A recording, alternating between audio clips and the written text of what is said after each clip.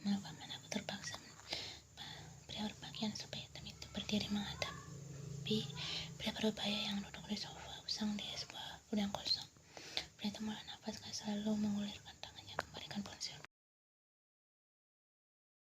Laki yang lebih muda sepantaran dengan Neo tersebut merogoh saku jaketnya. Pria itu tampak terkejut kembali memeriksa saku yang kosong. Aku rasa aku menjatuhkannya. Bodoh, pria itu berteriak sambil melemparkan perban keramik itu pada dalam alhasil begitu pecah dan pria itu bersimpul di depan pria parubaya tersebut.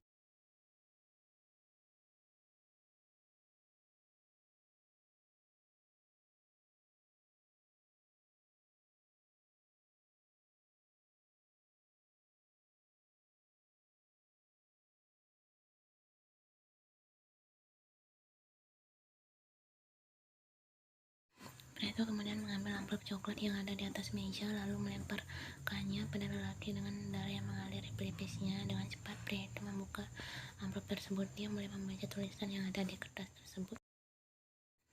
Kau tahu kan apa yang harus kau lakukan? Tanya pria parubaya itu. Iya paman, pergilah, aku akan menghubungimu lagi jika kita akan memulainya kembali.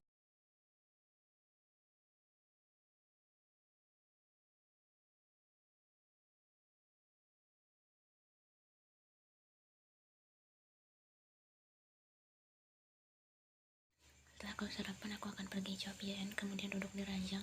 Taehyung berhadapan dengan meja kecil yang di atasnya terdapat makanan yang belum sama sekali disentuh lelaki itu. Mau aku suapi? Tanya Yen. Tentu saja, jawab Taehyung. Yen tersenyum kemudian mengambil sendok dan mulai menyuapi Taehyung. Makanan rumah sakit telah sangat enak karena aku yang menyuapiku. Setelah itu lelaki itu mulai mengombali Yen. Yang dilakukan Yen hanya mengangguk. Kalau gitu makan yang banyak, ucapnya kembali menyuapi Taehyung. Sayang, panggil Taehyung.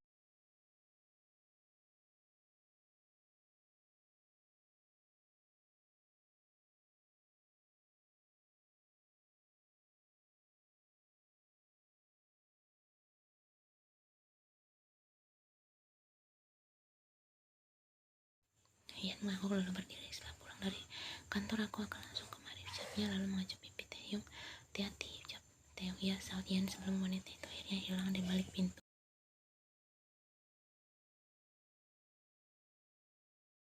Sampai di kantor, baru saja Yen mendaratkan bokongnya di kursi kerjanya. Suara ribut-ribut di luar ruangannya terdengar sangat jelas. Biarkan aku masuk, suara teriakan itu terdengar dan Yen tahu siapa pemilik suara tersebut.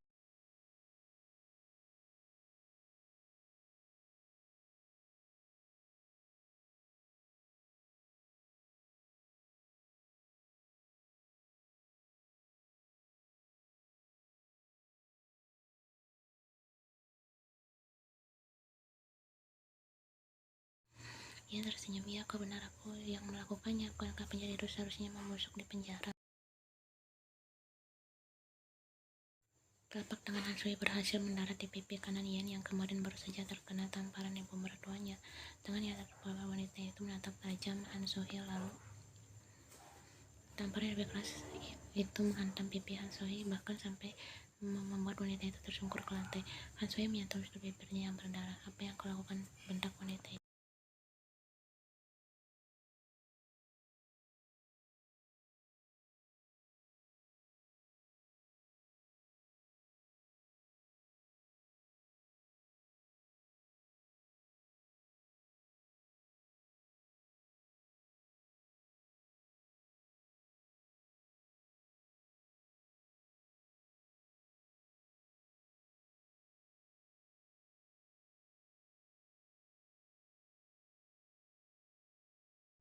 Yen tertawa. Wanita itu lalu membelai pipi Sohee yang merah karena tamparannya.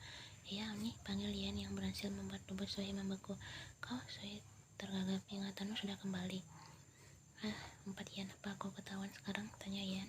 Wanita itu kemudian tersenyum miring lalu kembali menjamak rambut Sohee. Sekarang juga aku bahkan bisa membuatmu menjadi gelandangan Han Sohee, ucap Yen. Kamu ingat semuanya? Tanya Sohee lagi. Iya, tentu saja, jawab Yen. Dan selanjutnya giliranmu serta ayahmu yang akan menyusul saudaramu membusuk di penjara.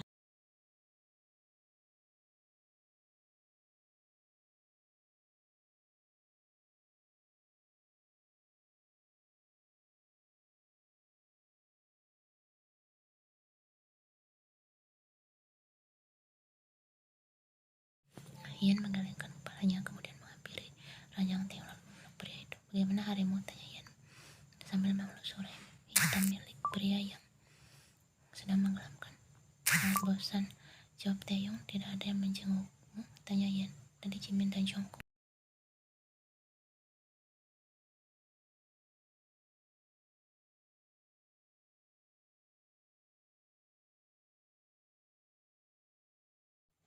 Biar bagaimanapun dia adalah ibumu, bersyukurlah kau masih mendengarkan omelannya. Kau harus minta maaf pada ibumu dan juga nenekmu.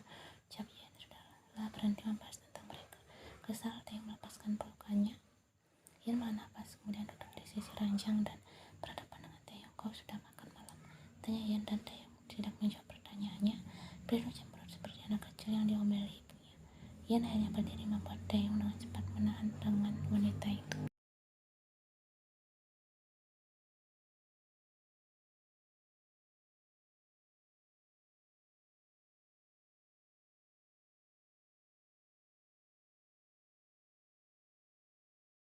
Taeyong tersenyum lalu mengajak jemari. Ian sangat cantik, tapi lebih cantik dirimu, pujinya.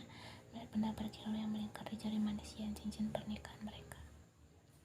Kau ingin makan apa? Tanya Ian mengalihkan pembicaraan. Menanggapi gogolan pria itu hanya akan membuat pria itu semakin menjadi-jadi. Sebenarnya aku lapar. Makan dengan makanan, ucap pria itu. Mengerti maksud ucapan lelaki itu, Ian mendengus. Kau sedang terluka. Kau di atas, seru Taeyong. Ini rumah sakit.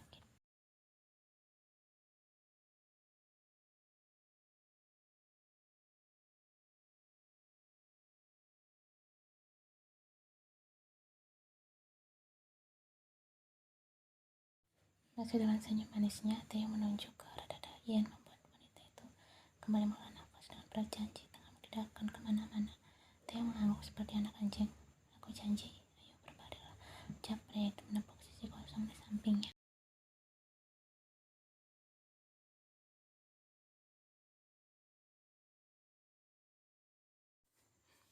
Aku akan mengunci pintu dulu. Siap. Ian berjalan menuju pintu lalu menguncinya. Ian kembali ke ranjang Taeyong, kemudian berbaring di ranjang sempit tersebut. Apa tidak apa-apa, aku berbaring menyamping. Kata Jin, tidak apa-apa. Cepatlah, perintah lelaki itu sungguh tak sabar. Ian segera membuka kancing kemeja yang dia pakai.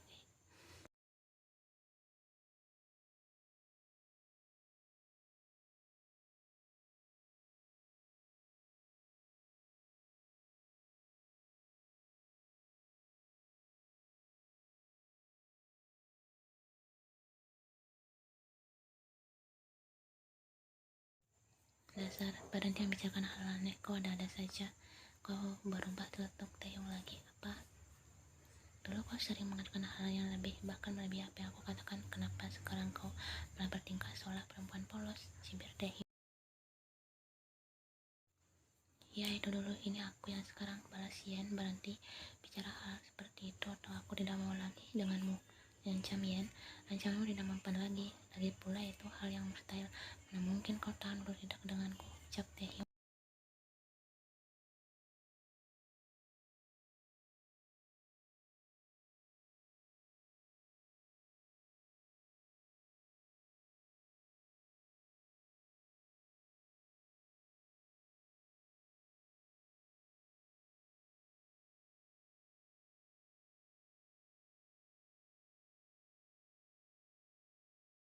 Memohonlah, ucap Taeyong sambil tersenyum miring. Ian menggigit bibir bawahnya dengan kuat, tangannya mencengkram pergelangan tangan Taeyong.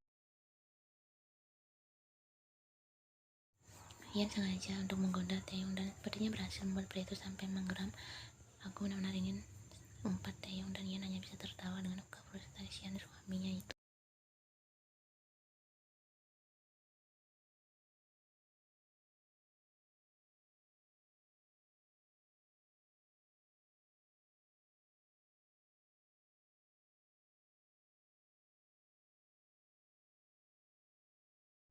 Apa yang kau lakukan? Bentak Tuan Han keluar dari salah satu ruangan di mansion tersebut. Ayah, Han Soi menghampiri Tuan Han. Ian, ayah, ada, dia tahu semuanya. Dia sudah mengingat semuanya. Han Soi tampak sangat kacau dan frustasi. Lalu jika dia mengingat semuanya, apa yang akan kau lakukan? Tanya Tuan Han terkejut sama sekali seolah pria itu sudah tahu. Han Soi menatap bingung setengah ayah. Ayah sudah tahu, saat tanyanya. Ayah Kita tidak boleh diam saja, dia akan menghancurkan kita ya. Han Suho bahkan dipenjara gara-gara Yen. Wanita itu adalah wanita iblis. Ya, dia akan mengambil semuanya ya. Aku tidak akan tinggal diam, bahkan kalau perlu aku akan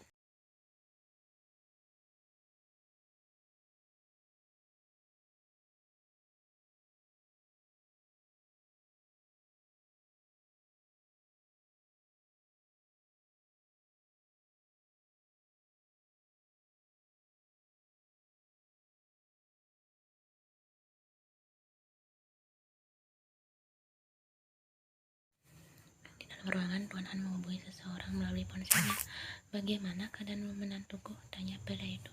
Tuan Taeyong sudah sadar. Untung saja tidak sempat melukai. Jawab pria di seberang telepon. Pria itu menahan nafas lega. Syukurlah kalau begitu. Oh iya Yonggi, terus awasi Yan dan pastikan kau selalu berada di sampingnya jika tidak ada Taeyong. Jangan sampai kau lengah dan dia hilang dari pengawasan, pesan Tuan Han. Apa yang terjadi Sajang Nim? Tanya Yonggi.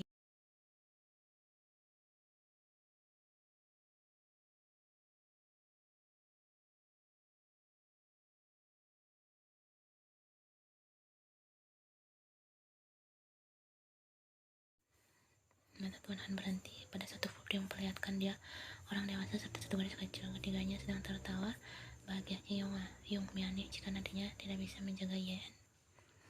2 hari berlalu, Tiang sudah diperbolehkan pulang oleh dokter yang menanganinya. Sekarang suami istri itu berada di mobil dengan bersama Sung Chan yang sibuk menyetir. Taeyong menatap Yen yang sedari tadi sibuk dengan ponselnya itu. Bahkan wanita itu berapa kali hanya menanggapi ucapannya dengan aman atau bahkan tidak menjawabnya sama sekali.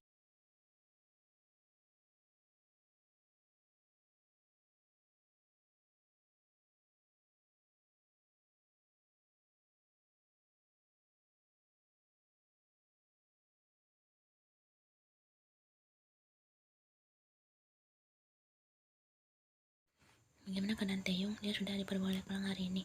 Lebih baik kalian jangan tinggal di apartemen. Iya opa, kami akan tinggal di hotel untuk sementara waktu. Jika ada apa-apa cepat hubungi aku dan juga katakan pada Taeyong maaf karena tak menjenguknya di rumah sakit. Aku di Jepang sekarang dan mungkin akan kembali lusa. Iya opa, aku akan mengatakannya. Satu lagi, katakan juga padanya jika dia sampai menyakitimu, aku akan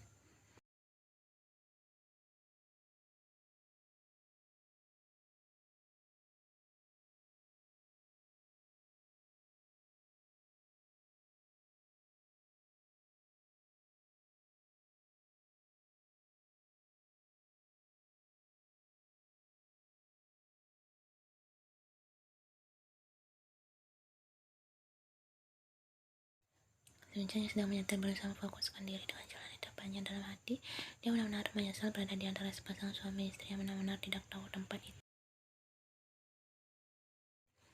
Butuh waktu sekitar 20 menit untuk mereka sampai di sebuah hotel milik The Company. Ya, keduanya akan menginap di hotel tersebut karena memang Jimin sendiri yang menyuruh mereka tinggal di sana, bahkan secara gratis dan tentunya dengan keamanan yang terjamin.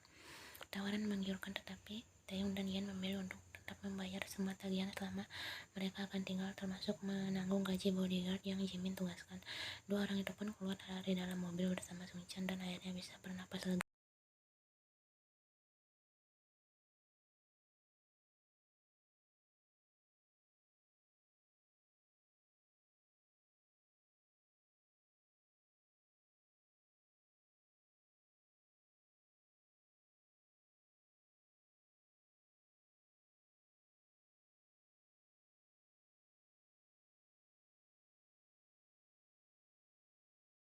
Selamat datang, Tuan dan Nyonya Kim, sambut manajer hotel tersebut. Ya, balas Taeyong.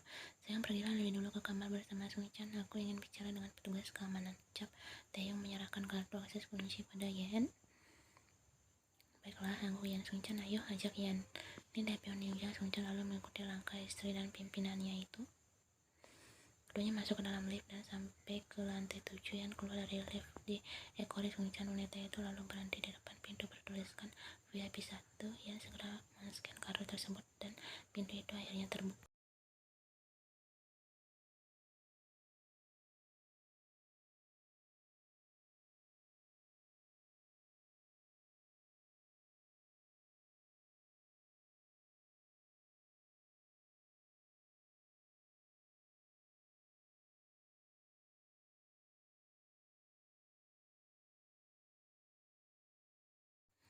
Yang terakhir, kemudian mengambil 2 minuman soda dari dalam kulkas, lalu berjalan menghampiri Sung Chan yang memberikan minuman tersebut pada lelaki itu. Terima kasih Napioni, ucap Sung Chan.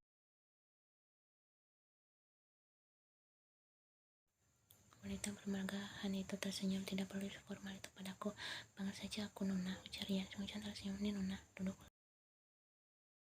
Laki-laki berwarna gancung itu mengangguk, kemudian duduk di sofa yang berseberangan dengan Yan. Sung Chan kembali tersenyum. Ternyata istri dari pimpinannya itu sangat baik, lebih dari yang dia kira.